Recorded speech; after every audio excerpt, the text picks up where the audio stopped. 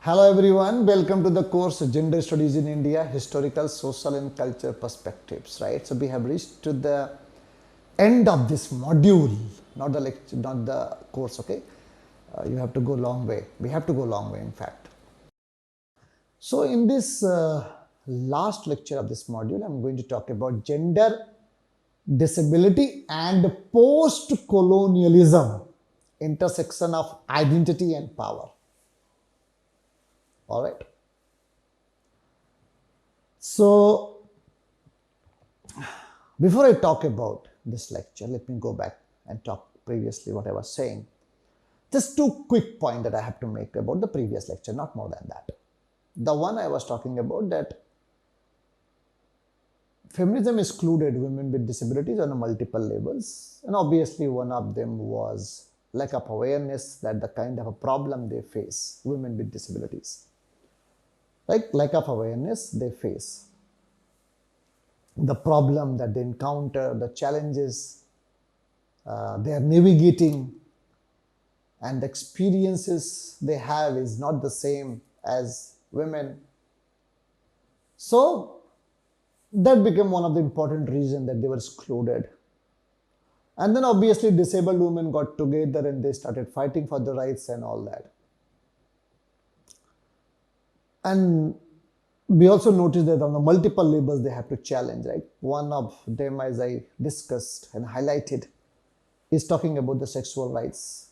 They are not considered as a sexual agent, and that becomes a problem in terms of women with disabilities, right?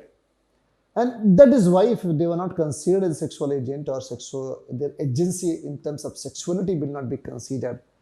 So it would be like they are not important, right? As if they are not important to the society, and the violence will go unnoticed, right? So that's why it is important to talk about sexuality of women with disabilities. And trust me, in India, still people have not done a lot of research on women, sexuality of women with disability. They've not explored it much. So that would be my humble suggestion, that if you get time, please work on it. It has a lot to contribute. You have a lot to contribute. Looking at literature, which I will be talking in the upcoming lectures maybe. Looking at other important discussions, let's say popular culture, literature, media, where they were produced as if their rights is not important. They were just produced, they were filmed, they were projected as just as a metaphor. Their life was produced as if it's a, one has to pity, feel bad for them, as if this life must not be lived by people. So these are the ways through which we can counter. These are the ways we can challenge, and then we can talk on the multiple levels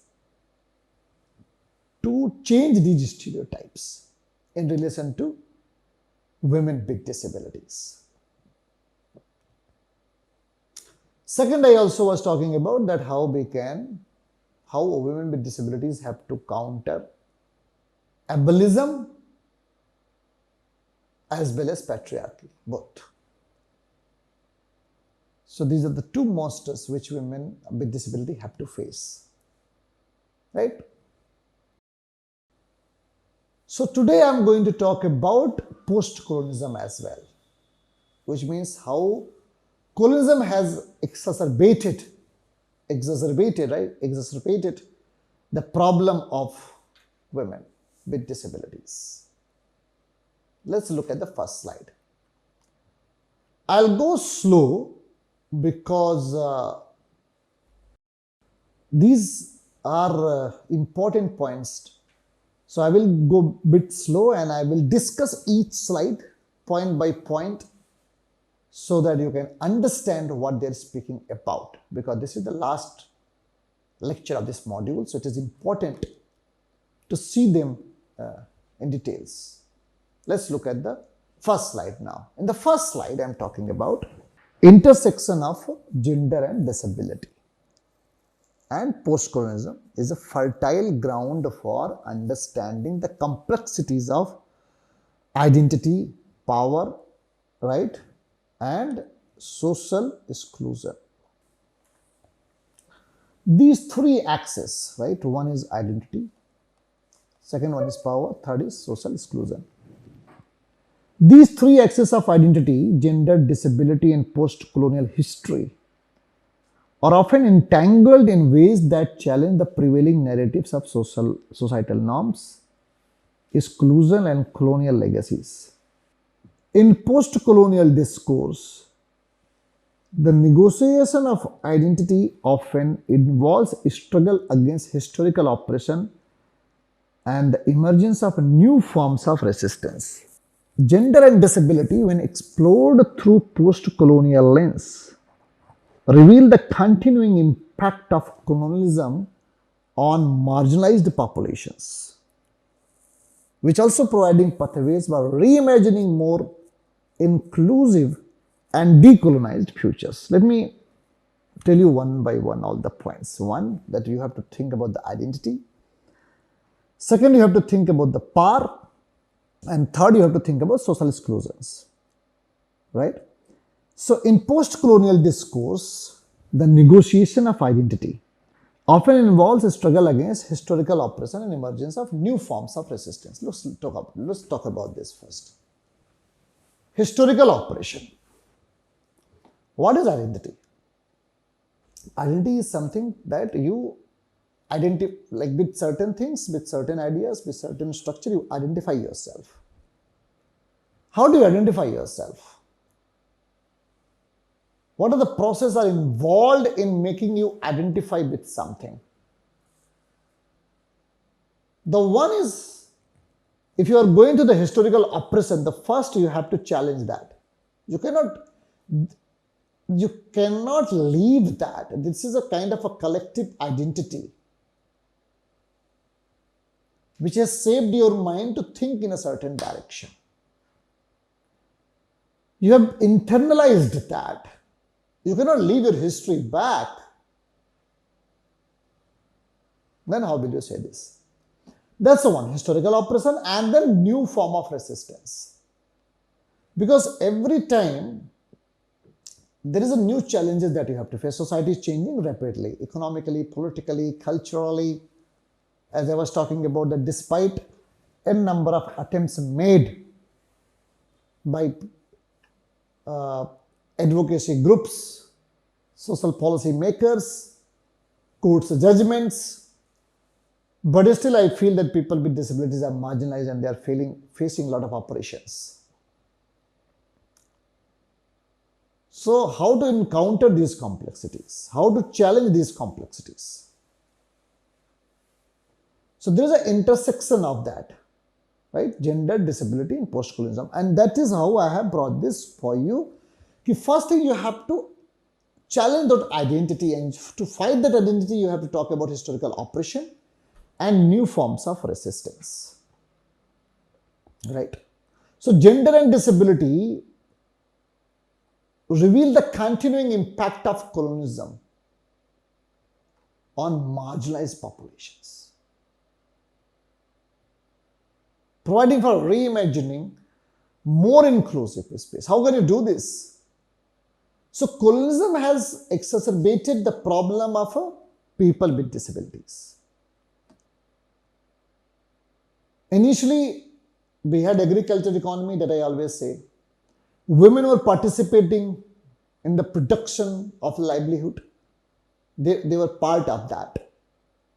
But now there are new challenges that they have to face to become part of the society.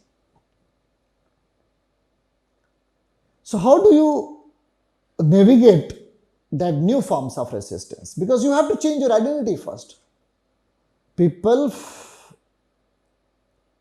look at your stigmatized identity. So two ways to work on. Whether you change the perception that there is nothing wrong with the identity, or you leave that identity. I'm not saying any one of them. I'm just saying that what are the problems, what are the discourse we can see associated with those two dynamics, on those two factors. Let's look at the next slide. The next slide is talking about intersection of gender and disability provide insights into the compounded forms of oppression faced by disabled women, particularly in post-colonial societies. Disability as identity marker is often seen through the lens of deficiency or abnormality, which links closely with the marginalization of women within patriarchal framework. So in post-colonial society where traditional gender norms are deeply entrenched, women with disabilities are doubly marginalized, both as a women and as well as disabled persons. So this is the point. Disability as an identity marker is seen through the lens of deficiency or abnormality. So which links closely with the marginalization of women with patriarchal frameworks. In the post-colonial societies where traditional gender norms are deeply entrenched, women with disability are doubly marginalized. So what I'm talking about is simple here. I'm here referring to that in the post-colonial society, there is another problem. Their gender roles are very entrenched. Initially, it was not as entrenched as it is today. But after, like when we see post-colonial societies, it has become more entrenched. So how to the question the gender roles? Right? And this is problem. And in India, basically, since the country was very diverse, the problem was also very diverse, but colonialism has systematized the problems. Most women more or less face the same problems now because things have become so formal. Economy has become formal, culture also is being participated in a very systematic ways, right? For example, marriage ceremony and all forth, right? They have one direction to go, linear way. So this is a problem that we notice when we talk about gender and disability in post-colonial society. Look at the next slide. So feminist scholar, what are the argument is that?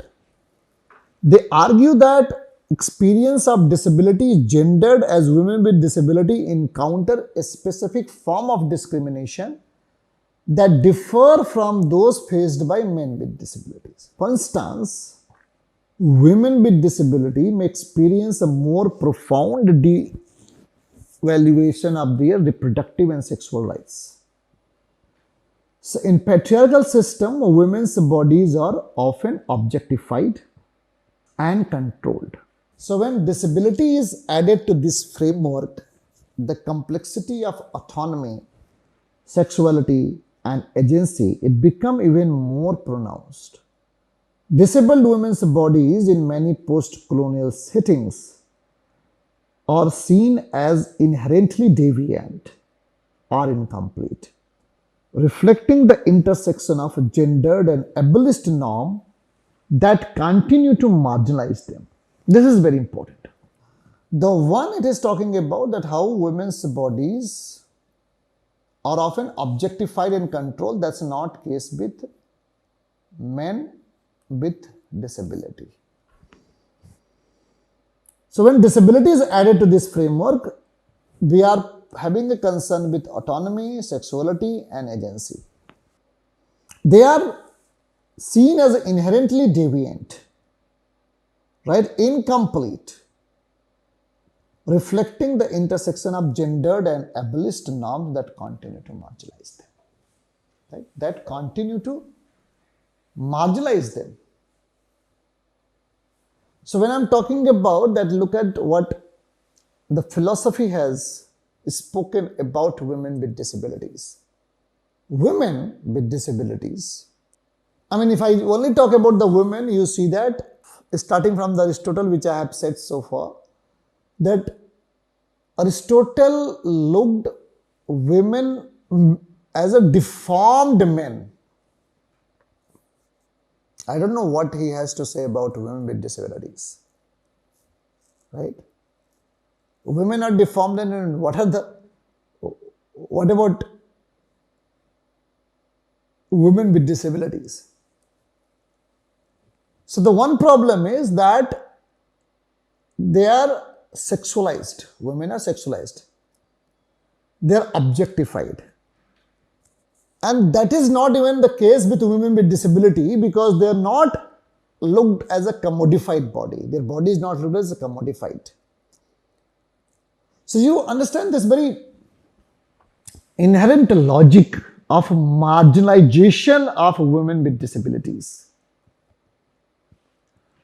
See, let me go back for a second. There is an oppressor, there is an oppressed. What does oppressor do? Oppressor remain oppressor if there is oppressed. So this is a binary. You need to have oppressed to remain that oppressed. That you need to have oppressed identity to be called as an oppressor. But women with disability, for me, sometimes I see that they are nowhere. Obviously, they are not oppressor, and they are not even good to be oppressed as well. They are not even good to be oppressed as well. So what about that conditions? So in a modern societies, you will remain in the circle, however marginalized, but at least you will remain in the structure. Because to dominate someone, one needs some form of bodies which can be dominated. Where will the power operates? Where will the power operates? Power will operate on those people who can say yes to the power dynamics. But when it comes to women with disabilities, even power will not be operating on them, because they are actually useless.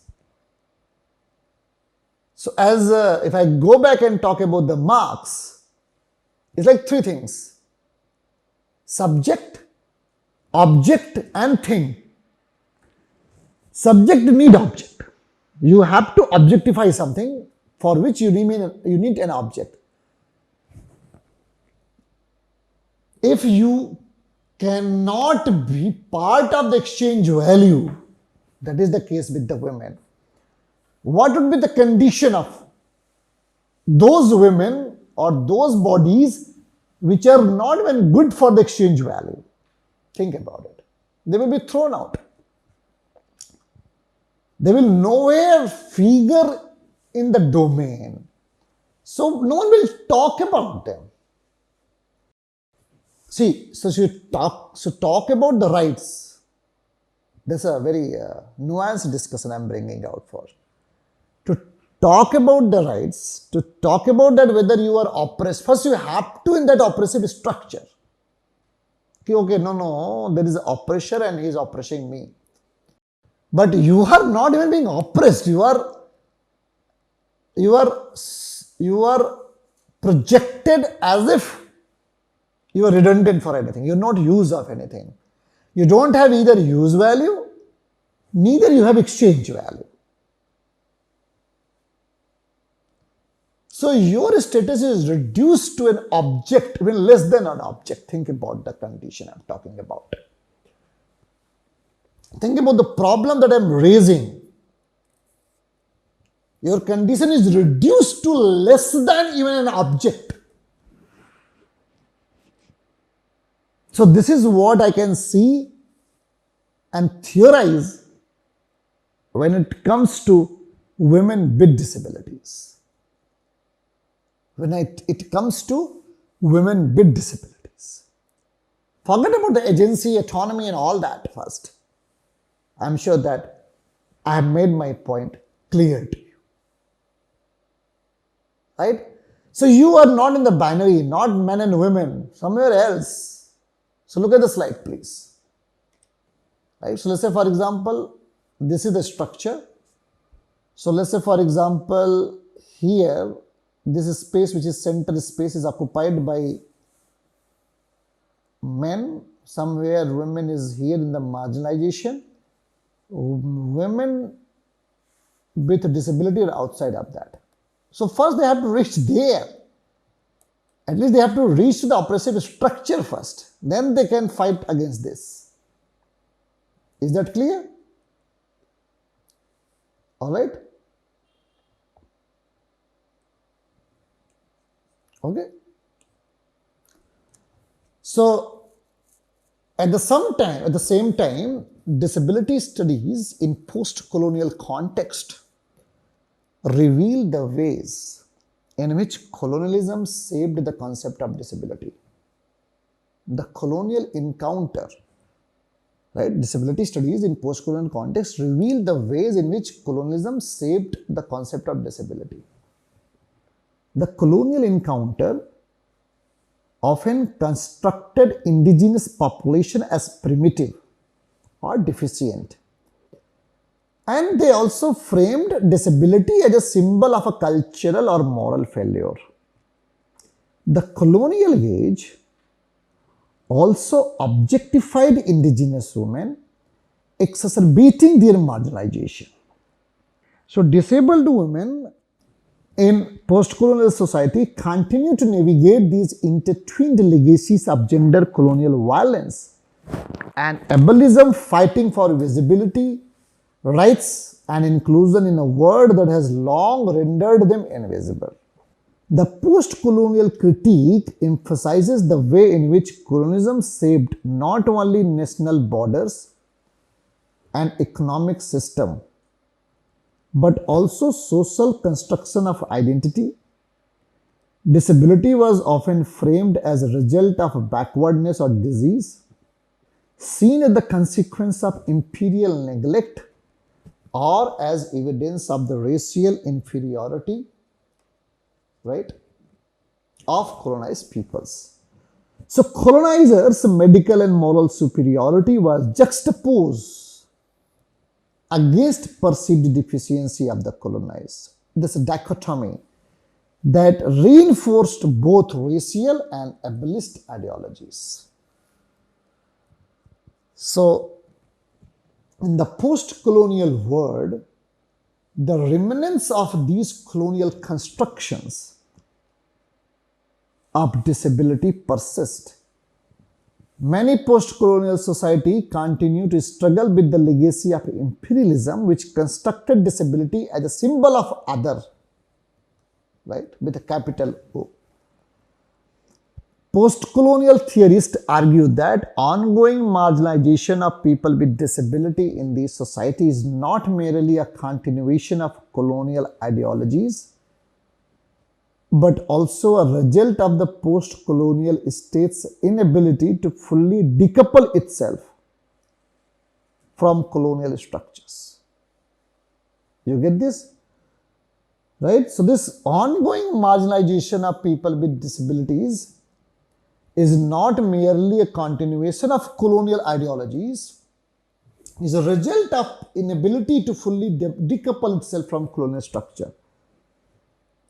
So the colonial narrative, right, which shaped disability, which shaped how disability was represented in literature, arts and media, disabled bodies are often depicted as symbols of suffering or as reminders of the colonial encounter's brutality.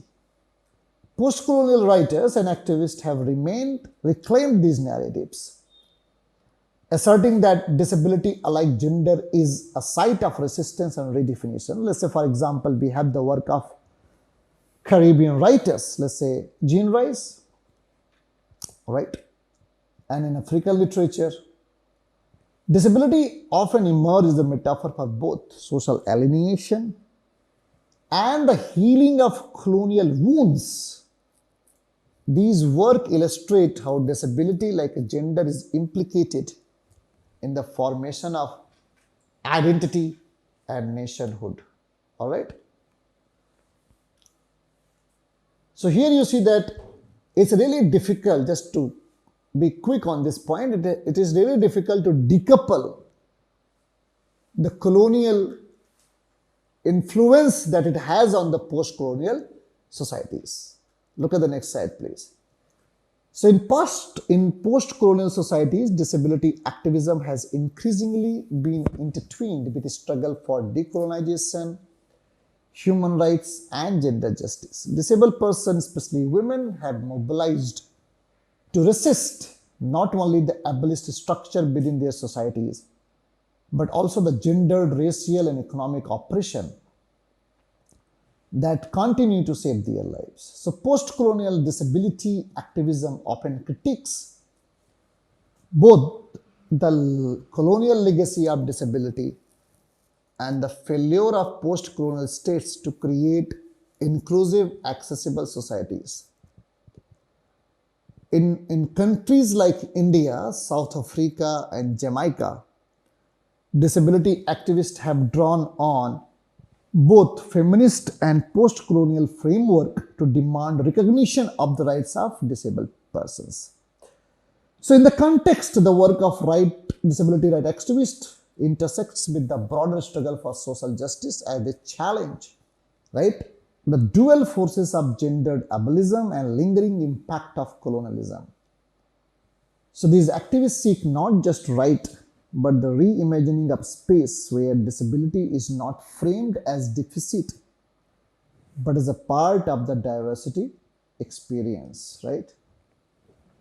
I'll just read this out for you because it's a simple point that I'm making here. So this intersection of gender, disability, and post-colonialism, it provides a critical space for rethinking how identities are framed, how power operates in both historical and contemporary context.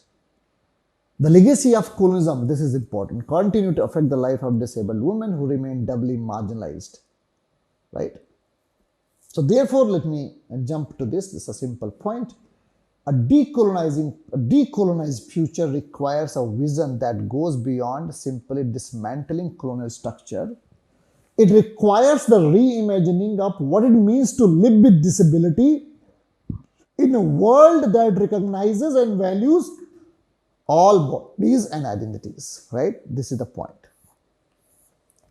So this reimagining is not just an academic endeavor, but a social and political project that seeks justice for all, particularly those who have been historically silenced and excluded. So through such collective efforts, we are moving closer to a world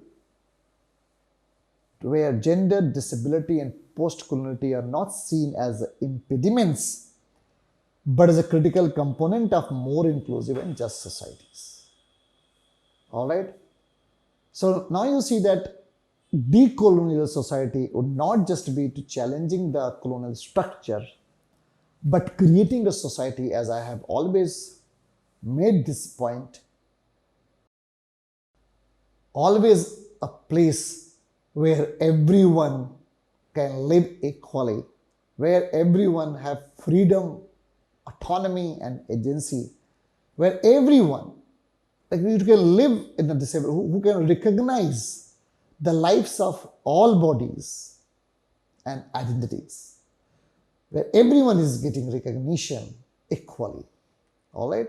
So with this is the end of this module. We have next module, which we'll discuss in the next lecture. Thank you so much for your patience and thank you so much for listening to me. Stay tuned and please read all the books that I'm suggesting in between and articles. Take care. Bye-bye. See you next time. Thank you so much.